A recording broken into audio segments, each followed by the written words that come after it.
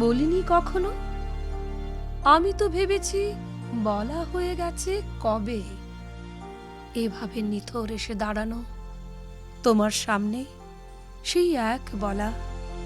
কেননা নীরব এই শরীরের চেয়ে আরো বড় কোনো ভাষা নেই। কেননা শরীর তার দেহহীন উত্থানে জেগে যতদূর মুছে নিতে জানে দীর্ঘ চরাচর, তার চেয়ে আর কোনো দীর্ঘতর যবনিকা নেই। কেননা পড়ন্ত ফুল, চিতার রূপলি ছাই, ধাবমান শেষ ট্রাম সকলেই চেয়েছে আশ্রয়। সে কথা বলিনি? তবে কিভাবে তাকালো এতদিন জলের কিনারে নিচু জবা? শূন্যতাই যেন শুধু। শূন্যের ভিতরে এত ঢেউ আছে, সে কথা জানে না।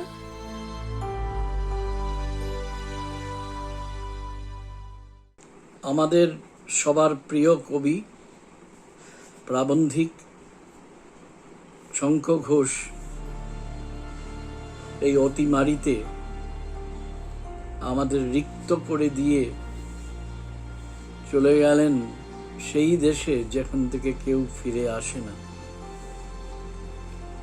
আমরা যারা পঞ্চ পাণ্ডবের কথা শুনেছি, সুনীল গঙ্গোপাধ্যায়, শক্তি চট্টোপাধ্যায়, বিনয় মজুমদার, উৎপল কুমার বসু এবং শঙ্খ ঘোষ, তবে অন্যদের সঙ্গে তার যেখানে কোনো তুলনাই চলে না, সেটা হচ্ছে তার অসামান্য মনীষা, সমাজ সংবিদ, যে নিরিখে শঙ্খ ঘোষকে হারিয়ে বাঙালি আজ অভিভাবক শূন্য। গত কয়েক বছরে কিংবা গত 2 দশকেও বলা যায়, আমরা বারবার লক্ষ্য করেছি যে যখনই বাঙালির জীবনে কিংবা দেশের জীবনে কোনো বড় ধরনের আপৎকাল এসেছে, প্রতিবাদযোগ্য ঘটনা ঘটেছে, তখন তিনি বুদ্ধিজীবীর তথাকথিত নির্লিপ্তি নিয়ে কখনো দূরে সরে থাকেননি। তার যা বক্তব্য, মৃদুভাষী তিনি, স্পষ্ট ভাষায় তিনি জানিয়ে গেছেন। আজ এই কথাটাই বারবার মনে হচ্ছে। তার মতো মিতবাক কবি, দর্শনে নিষ্ণাত কবি, বাংলা সাহিত্য, বিশেষ করে তার বন্ধু অলোকরঞ্জন দাশগুপ্তকে আমরা গত বছর যখন হারালাম, তারপরে আর একজনও রইলেন না। আর তার প্রবন্ধ, অনবদ্য প্রবন্ধ, প্রবন্ধও যে হতে পারে কবিতার মতো সাধু রমণীয়, তা তার লেখা না পড়লে অনুমানই করা যায় না। তার বিশেষ করে আদিমলতা গুল্মময়ের বৃষ্টিধারা কবিতাটি আজকাল আমার খুব মনে পড়ে। আর কবিতার যে বহু স্বর, বহু মাত্রা থাকে তার তাৎপর্য, এটা ওই কবিতার মধ্যে আমরা দেখেছি। আমি একটা অংশ শুধু বলছি এই মুহূর্তে। সকলেই আছে বুক জলে, কেউ জানে কেউ বা জানে না, আমারে যে প্রথম বোঝালে প্রণাম তোমারে বৃষ্টিধারা। এই যে সকলেই আছে বুক জলে, কেউ জানে কেউ বা জানে না, আজকে চারদিকে সমস্তই যখন পাথর হয়ে গেছে, আমরা যখন মরুভূমির মধ্যে দাঁড়িয়ে আমরা মেঘের জন্য, সজল মেঘের জন্য প্রার্থনা করছি, আমরা কজন বুঝতে পারি আমরা কত বড় আপৎকালে আছি। একটা জায়গায় বলেছেন তিনি, সমান সামঞ্জস্য খুঁজে যাওয়া জীবনের এই তো বড় কাজ। তার ভাষায় জীবনব্যাপ্ত কাজ। আজকে আমরা যখন নানা কারণে বিপন্ন, আমাদের সত্তা যখন আর্তনাদ করছে, তখন তারই ভাষায় আমাদের বলতে ইচ্ছে করে, কি আমার পরিচয় মা। এবং বিশেষ করে ওই যে বললাম না, যে তার গদ্য কবিতাকেও হার মানায়। আধার রাতের এই একলা পথিক আমাদের মনে করিয়ে দেন তার একটি চিরজীবী উচ্চারণ তার গদ্যের মধ্যেই আছে। আর সকলে মিথ্যা বলে বলুক, দু চারজনের কাছে আমরা সত্য চাই। অসামান্য রবীন্দ্র ভাবুক হিসেবে তার যে দুটো বইয়ের কথা না বললেই নয়, নির্মাণ আর সৃষ্টি এবং এই আমির আবরণ, একটু আগে যেটা বলছিলাম যে গদ্য তো নয়, কবিতার মতো মর্মস্পর্শী, কবিতারই মতো দর্শনে ঋদ্ধ। এছাড়াও তার বিখ্যাত প্রবন্ধ বইগুলোর মধ্যে আছে উর্বশীর হাসি, কবিতা পড়া, রয়েছে কবির অভিপ্রায়, এবং এরকম আরো অনেক ছোট এবং বড়। বাংলা প্রবন্ধ সাহিত্যকে তিনি দিশা দেখিয়েছেন কিভাবে প্রাবন্ধিক গদ্যকে সাধুতায় অপরূপ করে তোলা যায়।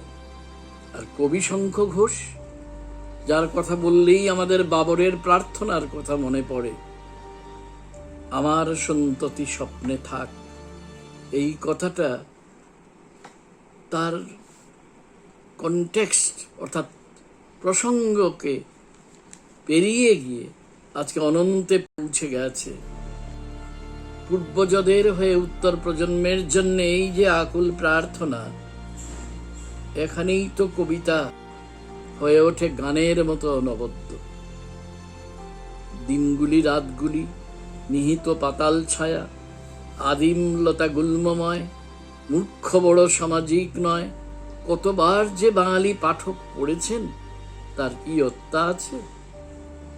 এছাড়াও লাইনেই ছিলাম বাবা, ধুম লেগেছে হৃৎকমলে, এই কবিতাগুলোর মধ্যে যদি আমরা দেখি একদম শুরু থেকেই কিন্তু তিনি প্রবলভাবে সমাজ সংবিদ সম্পন্ন। তার যমুনাবতী কবিতাটি একটি বাংলা সাহিত্যের অন্যতম চিরজীবী কবিতা। আর আমার নিজের অনেকগুলো প্রিয় কবিতা আছে তার। মৃত্যুর পরেও, দেহাবসানের পরেও দীর্ঘ পায়ে তিনি হেঁটে যাবেন আরো অনেক দিন। বাঙালি যখনই বিপন্ন হবে, আমি নিশ্চিত যে তাকেই স্মরণ করবে, তার কবিতার কাছে যাবে, যাবে তার প্রবন্ধের কাছে। আমরা শুনলাম কবি অধ্যাপক তপোধীর ভট্টাচার্যর কথা, এবং আমরা শঙ্খ ঘোষের কবিতার, শঙ্খ ঘোষের চেতনার আরও অনেক দিক স্পর্শ করতে পারলাম। আসলে শঙ্খ ঘোষ প্রসঙ্গে কথা বলতে গেলে তার কবিতার বিষয় শুধু নয়, তো তার কবিতার প্রকরণ নিয়েও কথা, আঙ্গিক নিয়ে কথা বলতে হয়।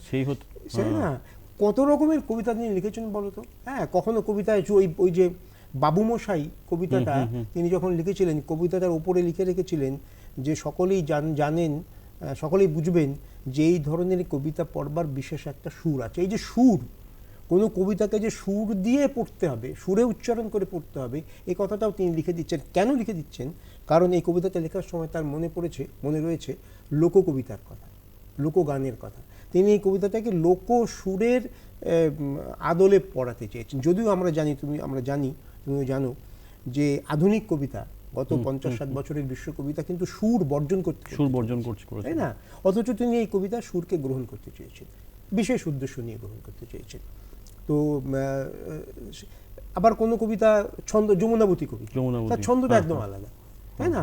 এই ছন্দের যে কত রকম পরীক্ষা করে গেছে শঙ্কর ঘোষ সারা জীবন, সেটা একটা আলাদা একটা মানে মহাগ্রন্থের বিষয় হতে পারে, তাই না? আমরা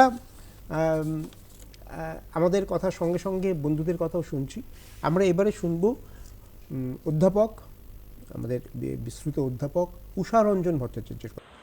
অপ্রতিম কবি, অপ্রতিম মানুষ শঙ্খ ঘোষকে আজকে স্মরণ করতে গিয়ে আমার চোখের সামনে তিনটি মুখ ভেসে উঠেছে।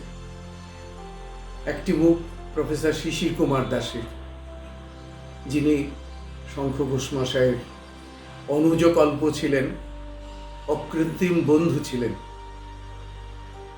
এই অভিন্ন হৃদয় দুটি মানুষের একজন চলে গেলেন প্রায় 10 বছর আগে। তাদের এই বিচ্ছেদটা আমাকে খুব কষ্ট দিত।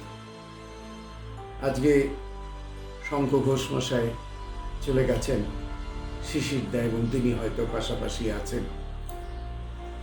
দ্বিতীয় মানুষটি হচ্ছেন প্রফেসর আনিসুজ্জামান, বাংলাদেশের বিবেক বলতে পারি।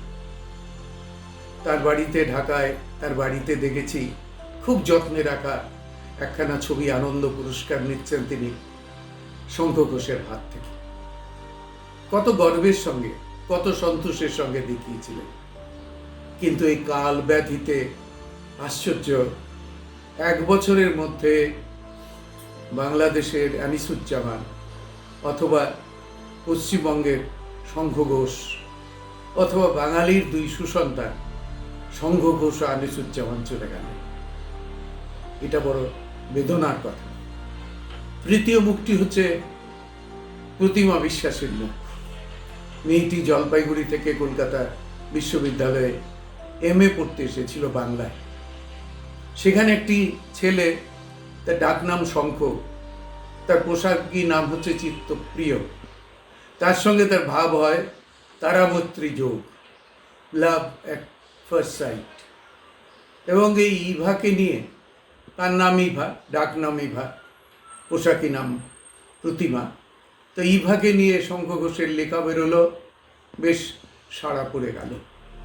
তাদের বিয়ে হলো 56 সনে খুব সম্ভবত, এবং এই 65 বছর ধরে তাদের যে সুখের দাম্পত্য জীবন, আশ্চর্যের কথা, মাত্র 8 দিনের ব্যবধানে তারা দুজন চলে গেলেন। এই জন্য একজন একটু এগিয়ে আছেন, তারপর আরেকজন বলছেন একটু সবুর করো, আমি আসছি। ঠিক 8 দিন পরে প্রতিমা বৌদি চলে গেলেন, 2টি মেয়েকে রেখে, শ্রাবন্তী ও সেমন্তীকে রেখে। রবীন্দ্রনাথের সম্পর্কে কাজটা যখন অনেক এগিয়ে গেছে, তখন প্রফেসর শিশির কুমার দাস সেই খবরটা শঙ্খদাকে পৌঁছে দেন এবং শঙ্খদার সঙ্গে আবার যোগাযোগ করিয়ে দিলেন। সেই থেকে একটা অব্যাহত স্নেহ শ্রদ্ধার সম্পর্ক গড়ে উঠেছে। যখনই কোনো সমস্যায় পড়েছি, তার সঙ্গে যোগাযোগ করেছি, তিনি আমাকে উত্তর দিয়েছেন। তিনি খুব কম কথা বলতেন, আমি বলতাম বেশি। আমি কবি প্রণাম যখন পুনঃসম্পাদনা করি, তার একটা চমৎকার সূচনা কথা তিনি লিখে দিয়েছিলেন, আমার মনে আছে। বছর 3 আগে একটা রবীন্দ্র জীবনের তৈরির একটা চাপ এসেছিল একটি প্রতিষ্ঠান থেকে। আমি রাজি ছিলাম না, তারা খুব জোর করছিলেন। শঙ্খদাকে গিয়ে বললাম, শঙ্খদা, আমার খুব ভয় হচ্ছে, আমার শঙ্কা হচ্ছে, আমি সাহস পাচ্ছি না। তখন তিনি বললেন যে তোমার এই যে ভয় শঙ্কা, সেই হচ্ছে তোমার শক্তি, সেই তোমাকে শাসন করবে। আজকাল অনেকেরই এই ভয় নেই, শ্রদ্ধা নেই, যে যেমন খুশি করে যাচ্ছে। তোমার কাজ সফল হবে। দুঃখের কথা, বইটি সম্পন্ন হয়েছে, কিন্তু এই সম্পন্ন বইটি তাকে দিয়ে উন্মোচিত করাতে পারলাম না। উষাবাবুর কথা আমরা শুনলাম, একজন সচেতন লেখক হিসেবে, একজন মরমী পাঠক হিসেবে তিনি শঙ্খবাবুর কবিতা পড়েছেন। তুমি নিজে একজন কবি হিসেবে, একজন সৃজনশীল কবি হিসেবে বলো যে শঙ্খবাবুর কবিতা তোমাকে একদম প্রথম দিকে, তুমি একটু বলেওছো প্রথম দিকে রাজনীতিক কবিতা কিভাবে তুমি স্পর্শ করেছো, শঙ্খ ঘোষের কবিতা তোমাকে কিভাবে প্রথম অধিকার করলো? পাঠক হিসেবে বটেই, আর কবি হিসেবেও শঙ্খ ঘোষের কবিতার সেই যে নানা দিক, নানা বৈচিত্র্য, সেটা রাজনীতি হোক, যেটা আমরা আগে আলোচনা করলাম, প্রেম হোক, তার প্রকরণ হোক, কিংবা তার আঙ্গিক হোক, সেই সুর ছন্দ লয়তাল হোক, কিংবা সুর ছন্দ লয়তাল বর্জন করাই হোক, সব প্রতিটি বিষয়ে তার যে একটা বৈশিষ্ট্য, সেই এভাবেই নাড়া দিয়ে গেছে। কীভাবে একদিন শঙ্খ ঘোষের কবিতার নিবিড় পাঠক হয়ে উঠেছি, সেটা হয়তো বা ঠিক ঘড়ি ধরে, তারিখ ধরে বলা মুশকিল, কিন্তু এভাবেই শঙ্খ ঘোষের। কিন্তু আমার এই ডক্টর শিশির কুমার দাস একটা কথা বলেছিলেন, তো আমি বারবার পড়তে পড়তে ওই কথাগুলো মনে হয়েছে কবি হিসেবে, যে তিনি এরকম একটা কথা বলেছিলেন যে শঙ্খ ঘোষের কবিতা 2টো ধারা সম্মিলন ঘটেছে।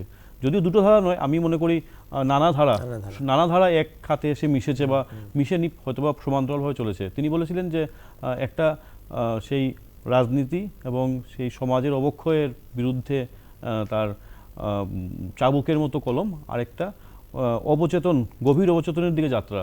ঠিকই বলেছি, তবে আরো অনেক হ্যাঁ, আরো কিন্তু পড়তে পড়তে পাঠক হিসেবে মনে হয়েছে বা কবি হিসেবে শুধুমাত্র গভীর অবচেতনের দিকে যাত্রা তো আছেই, তার রাজনীতির এবং অবক্ষয়ের বিরুদ্ধে প্রতিবাদ তো আছেই, কিন্তু তার এছাড়াও অনেক উচ্চতায়, অনেক আঙ্গিকগত বা নানা দিকে স্পর্শ করে আছে। এবং সেই ক্ষেত্রে হয়তোবা আমার মনে হয় যে শঙ্খ ঘোষের কবিতার আজকে শঙ্খ ঘোষ হয়তোবা আর তার কলম থেমে গেছে, তার কলম হয়তো স্তব্ধ হয়ে গেছে। তার কবিতার সেই অতল দিক স্পর্শ করতে হলে আমার মনে হয় আমাদের মন মেধাকে আরো প্রসারিত করতে হবে, এবং তার মধ্যে এই প্রক্রিয়ার মধ্যে দিয়ে, এই নিরন্তর প্রক্রিয়ার মধ্যে দিয়ে হয়তো আমরা শঙ্খ ঘোষের কবিতা আমাদের মধ্যে যুগান্তরভাবে বেঁচে থাকবে। রত্নদ্বীপের কথা শুনলাম, এবার আমরা আরো দুজন বন্ধুর কথা শুনে নেব, সুজাতা চৌধুরী এবং মৃন্ময় রায়। একজন কবির সঙ্গে পাঠকের পরিচয় তো হয় সাদা কালো অক্ষরের মধ্য দিয়েই। আমার সঙ্গেও শঙ্খ ঘোষের পরিচয় হয় তার কাব্যগ্রন্থ বাবরের প্রার্থনা, পাঁজরে দাঁড়ের শব্দ, কবিতার মুহূর্ত, জার্নাল, এইসব কাব্যগ্রন্থের মধ্য দিয়ে। কলেজে পড়ার সময় আমাদের হাতে আসে এই সব কাব্যগ্রন্থগুলি। আমরা তার কবিতাগুলোর মধ্যে মুগ্ধ হয়ে থাকতাম। তারপরে যখন কবিতার মুহূর্ততে আমরা পড়লাম যে এই কবিতাগুলো রচনার প্রেক্ষাপট, যেমন লজ্জা কবিতা, রাধাচূড়া কবিতা, যমুনাবতী সরস্বতী কবিতা, এইসব কবিতার প্রেক্ষাপটগুলো কবি লিখেছিলেন, সেটা জানতে পেরে আরও মুগ্ধতা বেড়ে চলল। জিনিসগুলো কিছুটা বুঝতে পারতাম, যদিও তখন খুব কাঁচা বয়স, কতটা বুঝতে পারতাম জানি না, কিন্তু খুব জেগে উঠতাম, খুব অনুপ্রেরণা পেতাম। শঙ্খ ঘোষ এমনই একজন কবি। পাঁজরে দাঁড়ের শব্দ, রক্তে জল ছলছল করে, নৌকোর গলুই ভেঙে উঠে আসে কৃষ্ণা প্রতিপদ, জলজ গুল্মের ভারে ভরে আছে সমস্ত শরীর, আমার অতীত নেই, ভবিষ্যৎ নেই কোনোখানে। সে এক অন্য অনুভূতি, অন্য গভীরতায় কবি টেনে নিয়ে যেতেন আমাদেরকে। পরবর্তীকালে শঙ্খ ঘোষের সঙ্গে আমার দেখা হয়। আমাদের যে কবিতার একটি দল আছে বিহানের একটি অনুষ্ঠান আমরা করেছিলাম শঙ্খ ঘোষের সমস্ত কবিতাগুলো সংকলিত করে, মুখোমুখি কথামালা। সেই অনুষ্ঠানে কবি আসতে পারেননি, কিন্তু আমন্ত্রণ জানিয়েছিলেন উনার বাড়িতে গিয়ে আমরা যাতে সেই অনুষ্ঠানটি পরিবেশন করি। ঘর জুড়ে শুধু বই আর বই, আর আছে কয়েকটা বেতের চেয়ার, বেতের টেবিল, একদিকে একটা ডিভান। এত বাহুল্যহীন অথচ কি স্নিগ্ধ। বই আর কবির বাড়ি। আমরা গিয়ে বসলাম, কবি এলেন, সাদা ধুতি, সাদা পাঞ্জাবি পরা, বয়স হয়ে গেছে তো 80-র ওপরেই, 80-85-র ওপরে হবে তখন, আর একটু হালকা একটু ঝুঁকে পড়েছেন। আসলেন, এসে ধীরে ধীরে বসলেন। ওনার স্ত্রী প্রতিমা দেবী এলেন। তো আমরা যখন গেছি, কবির তখন কথার গলার স্বরটা, ভোকাল কর্ডে একটা সমস্যা ছিল বলে ওনার কথা শোনা যেত না। তো সেই জন্য ওনার কোনো অনুরাগী ওনাকে একটা মাইক্রোফোন দিয়েছিলেন। তো সেই মাইক্রোফোন আনা হলো। তো আমাদের অনুষ্ঠান যখন আমরা করলাম, কবিতা কোলাজটা শেষ হওয়ার পরে উনি মাইক্রোফোন নিয়ে আমাদেরকে বললেন আমরা কীরকম করেছি, কোন জায়গায় আরও কিছু করা উচিত ছিল, নানা রকমের অভিমত দিলেন উনার। তারপরে শিক্ষকের মতো আমাদের কত কিছু শিখিয়ে দিলেন। তারপরে আবার বললেন কি কবিতা কোন প্রেক্ষিতে লিখেছেন। হিরোশিমা কবিতাটি আমাদের সংকলনে ছিল। তারপরে উনি গল্প করলেন যে হিরোশিমা কবিতাটা কিভাবে কখন লেখা হয়েছিল। এসব অনেক কথা, মানে পুরো। তারপরে আমরা গান করলাম। উনি যখন জানলেন যে আমি গান করি, তো 12 মাসে 13 ফুল ফোটে, তোমরা না যাইও, সেই গানটি করলাম। তারপরে সেই গানের সঙ্গে আমরা নাচও করলাম ধামাইলের মতো করে। আমার কবিতার বই নিয়ে গেছিলাম, এক পৃথিবীর ছবি, সেই বইটি কবির হাতে তুলে দিলাম। কি সুন্দর হাতে নিয়ে বসে রইলেন, যতক্ষণ আমরা ছিলাম বইটি নিয়ে হাতে নিয়ে বসে রইলেন। মানে অনেকেই আছে হয়তো বইটি দিলাম সরিয়ে রেখে দিল। এক অন্য মানুষকে দেখেছি সত্যি। 2.5 ঘন্টা পরে যখন আমরা চলে আসি, কবিতার স্বভাব মতো, অভ্যাস মতো উনি দরজা, ওই অশক্ত শরীরেও উনি হেঁটে এসে দরজার বাইরে সিঁড়িটা যেখান থেকে নেমে গেছে সেইখানে এসে দাঁড়িয়ে রইলেন। সবাইকে কবি এভাবেই বিদায় জানাতেন, আমাদের ক্ষেত্রেও সেটি করলেন। উনি এসে দাঁড়িয়ে রইলেন। আমার এত কষ্ট লাগছিল, তখন মনটা এত খারাপ হয়ে গেছিল যে যেন খুব নিকটজন, যেন বাবার কাছ থেকে চলে আসছি।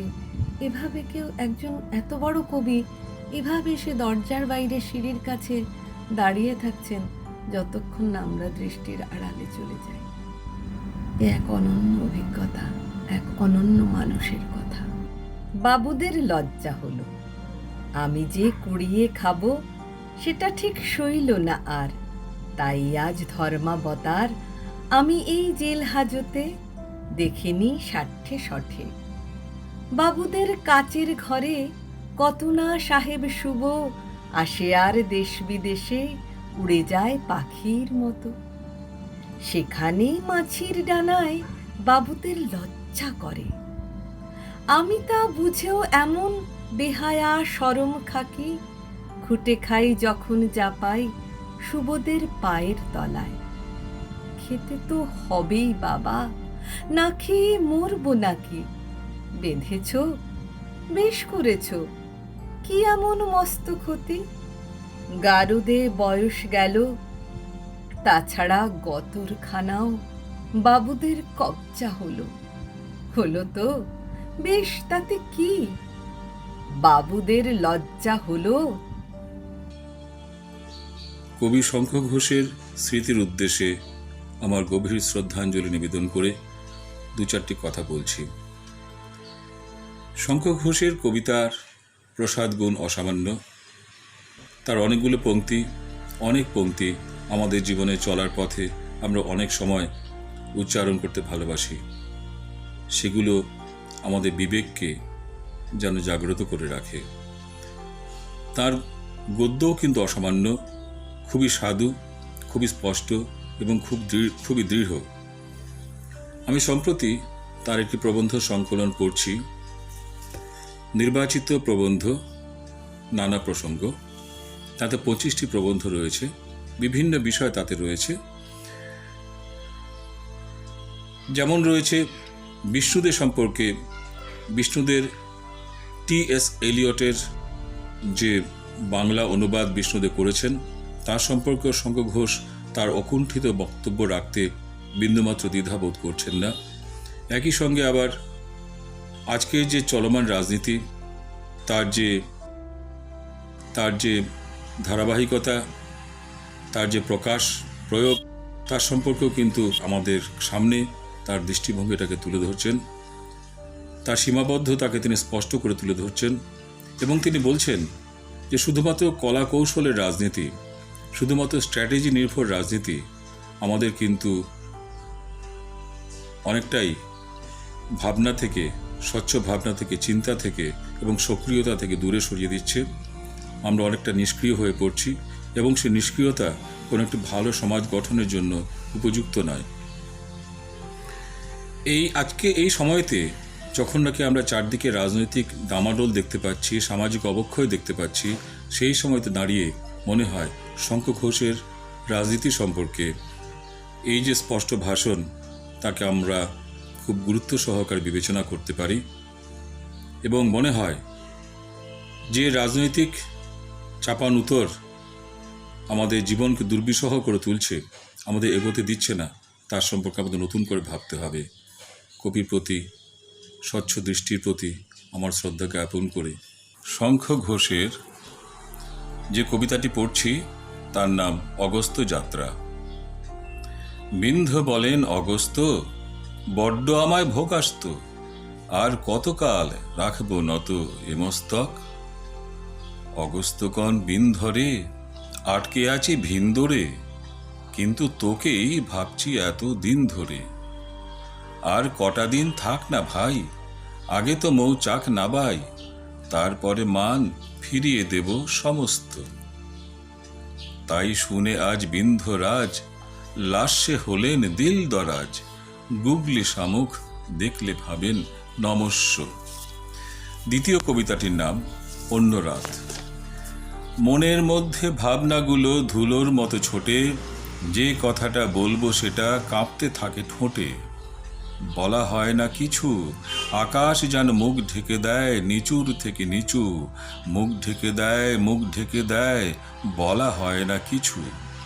মুখ ঢেকে দেয় আড়াল থেকে দেখি পক্ষ পুটে, জলে জমল বেদনা আর কেঁপে দাঁড়ায় উঠে। নানা রঙের দিন, সোনার সরু তারে বাজনা, বাজের ঋণ ঋণ, বেদনা তার জাগায় মধু, হাওয়ায় ভরা দিন। মস্ত বড় অন্ধকারে স্বপ্ন দিল ডুব, বেঁচে থাকবো সুখে থাকবো সে কি কঠিন খুব। মেলালো সংশয় সাদা ডানায় জল ভরে কে তুল্য বরা ভয়, কঠিন নয় কঠিন নয় বাঁচা কঠিন নয়। মৃন্ময় রায় শঙ্খ ঘোষের গদ্যের মাধুর্য নিয়ে, গদ্যের সামর্থ্য নিয়ে কথা বলেছে। বাংলা গদ্যচর্চার যে ধারা, বাংলা গদ্যচর্চার ধারায় শঙ্খ ঘোষ একটি উজ্জ্বলতম অবস্থান নিয়ে রয়েছে। হ্যাঁ, যে ধারার শীর্ষে রয়েছেন বুদ্ধদেব বসু, সেই ধারার সবচেয়ে সফল, সবচেয়ে প্রভাবশালী একটি নাম হচ্ছে শঙ্খ ঘোষ। সেই শঙ্খ ঘোষের গদ্যের একটি প্রসঙ্গ মৃন্ময়বাবুর কথায় উঠে এসেছে। মৃন্ময়বাবুকে ধন্যবাদ আমাদের। এবং এবং এবং এই সূত্রে অবশ্যই বলা উচিত যে সুজাতা চৌধুরী শঙ্খবাবুর লজ্জা কবিতাটি পড়েছেন। হ্যাঁ, লজ্জা শুধু শঙ্খ ঘোষের কবিতা হিসেবে নয়, লজ্জা বাংলা ভাষার একটি একটি শিরোধার্য কবিতা হিসেবে আমাদের কাছে গৃহীত। আমাদের সময়কে, আমাদের সমাজকে, আমাদের মুহূর্তকে, আমাদের ভবিষ্যৎকে এই এই এতটা বিদ্রূপের সঙ্গে, হ্যাঁ, কৌণিকভাবে, তির্যকভাবে আর কোনো কবি স্পর্শ করতে পারেনি, যেটা যেটা শঙ্খ ঘোষের লজ্জা কবিতায় আছে। তো সেটা আমরা সুজাতার পড়ায় টের পেয়েছি। আমাদের অনুষ্ঠান এবার আমাদের শেষ করতে হবে। আমরা খুব সীমিত পরিসরে আমাদের সময়ের, আমাদের সংস্কৃতির, আমাদের সাহিত্যের, আমাদের সমাজের, আমাদের সর্বস্ব যা, তার অভিভাবক শঙ্খ ঘোষকে হারিয়েছি। তো শঙ্খ ঘোষের এই প্রয়াণকে আমরা স্পর্শ করেছি শূন্যের ভিতরে ঢেউ শিরোনামের এই অনুষ্ঠানে। আমরা এই অভূতপূর্ব দুর্যোগের মধ্যেও তো কিছু অবলম্বন করে, কিছু স্পর্শ করে আমাদের বেঁচে থাকতে হয়। শঙ্খ ঘোষের কবিতা, শঙ্খ ঘোষের গদ্য, শঙ্খ ঘোষের চর্চা আমাদের সেই বেঁচে থাকায় প্রেরণা দেবে। এবং আমরা সব রকম দুর্যোগ উপেক্ষা করে, আমাদের বিশ্বাস আমরা সব রকম দুর্যোগ উপেক্ষা করে আমরা সুসময়ের স্পর্শ গ্রহণ করব শঙ্খ ঘোষকে পড়ে, শঙ্খ ঘোষকে মনে রেখে, শঙ্খ ঘোষের সারা জীবনের চর্চাকে আমাদের চর্চার মধ্যে, আমাদের বেঁচে থাকার মধ্যে, আমাদের চর্চার মধ্যে গ্রহণ করে। এইটুকুই আমাদের বলার। এইটুকুই বলে আমি রত্নদীপ দেব এবং আমাদের সবার পক্ষ থেকে আজকের অনুষ্ঠান শেষ করছি। সবাইকে নমস্কার, ভালো থাকুন। নিভন্ত এই চুল্লিতে মা একটু আগুন দে, আর একটু কালে বেঁচে থাকি মাচার আনন্দে। নটন নটন পায়রাগুলি খাঁচাতে বন্দি, দুই এক মুঠো ভাত পেলে তা ওড়াতে মন্দি। হায় তোকে ভাত দি, কি করে যে ভাত দি, হায় হায় তোকে ভাত দেব, কি দিয়ে যে ভাত দেব, হায়। নিভন্ত এই চুল্লি তবে একটু আগুন দে, হাড়ের শিরায় শিখার মতন মরার আনন্দে। দুই দিকে দুই রুই কাতলার মারণী ফন্দি, বাঁচার আশায় হাত হাতিয়ার মৃত্যুতে মন্দি। বর্গিনা টর্গিনা জমকে কে সামলায়, ধার চকচকে থাবা দেখছো না হামলায়। যাসনে ও হামলায় যাসনে, কান্না কন্যার মায়ের ধমনীতে আকুল ঢেউ তোলে জলে না। মায়ের কান্নায় মেয়ের রক্তের উষ্ণ হাহাকার মরে না। চলল মেয়ে রণে চলল, বাজে না ডম্বরু, অস্ত্র ঝনঝন করে না, জানল না কেউ তা। চলল মেয়ে রণে চলল, পেশির দৃঢ় ব্যথা, মুঠোর দৃঢ় কথা, চোখের দৃঢ় জ্বালা সঙ্গে চলল মেয়ে রণে চলল। নেকড়ে ওজোর মৃত্যু এলো, মৃত্যুরই গান গা, মায়ের চোখে বাপের চোখে দু তিনটে গঙ্গা। দুর্বাতে তার রক্ত লেগে সহস্র সঙ্গী, জাগে ধক ধক যজ্ঞে ঢালে সহস্র মন কি। যমুনাবতী সরস্বতী কাল যমুনার বিয়ে, যমুনা তার বাসর রচে বারুদ বুকে দিয়ে, বিষের টোপর নিয়ে। যমুনাবতী সরস্বতী গেছে পথ দিয়ে, দিয়েছে পথ গিয়ে। নিভন্ত এই চুল্লিতে বোন আগুন ফলেছে,